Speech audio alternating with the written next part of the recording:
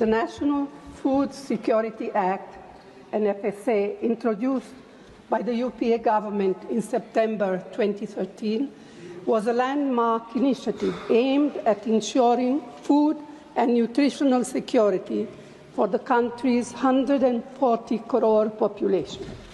This legislation played a crucial role in protecting millions of vulnerable households from starvation, particularly during the COVID-19 crisis.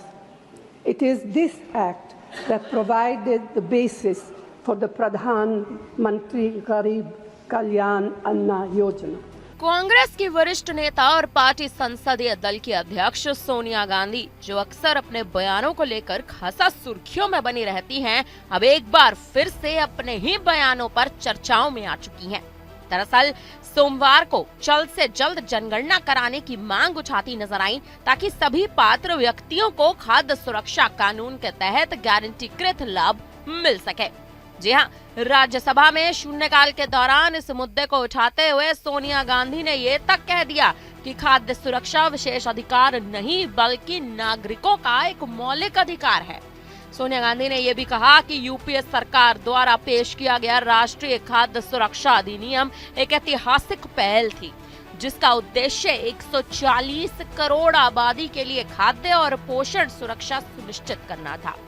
Sonia Gandhi ने कहा था कि इस कानून ने लाखों कमजोर परिवारों को भुखमरी से बचाने में महत्वपूर्ण भूमिका निभाई है, खासकर कोविड-19 की महामारी के संकट के दौरान। लेकिन इसी के साथ साथ इसी अधिनियम ने प्रधानमंत्री गरीब कल्याण अन्न योजना को आधार भी प्रदान किया।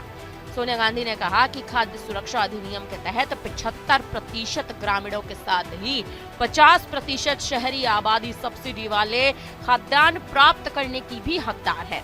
उनका कहना है कि हालांकि लाभार्थियों के लिए कोटा भी साल 2011 की जनगणना के आधार पर ही निर्धारित किया जाता है, लेकिन अब एक दशक से अधिक ये पुराना हो चुका है। सोनिया गांधी का कहना है कि स्वतंत्र भारत के इतिहास में पहली बार जनगणना में 4 साल से अधिक की देरी हो चुकी है। मूल रूप से ये 2021 के लिए निर्धारित था, लेकिन अब भी इस बात पर कोई स्पष्टता नहीं आई है कि जनगणना आखिर कब आयोजित की जाएगी। इस मुद्दे को लेकर सोनिया गांधी सरकार पर खूब बरसती नजर आई। उन्होंने कहा कि बजट आवंटन से पता चला है कि जनगणना इस वर्ष भी आयोजित किए जाने की कोई भी संभावना नहीं है।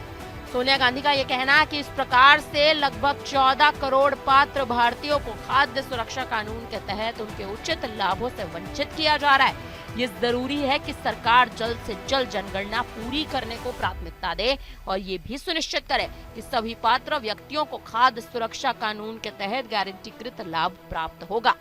सोनिया गांधी ने ये तक कहा है कि खाद्य सुरक्षा कोई भी विशेष अधिकार नहीं बल्कि हर एक व्यक्ति का एक मौलिक अधिकार है।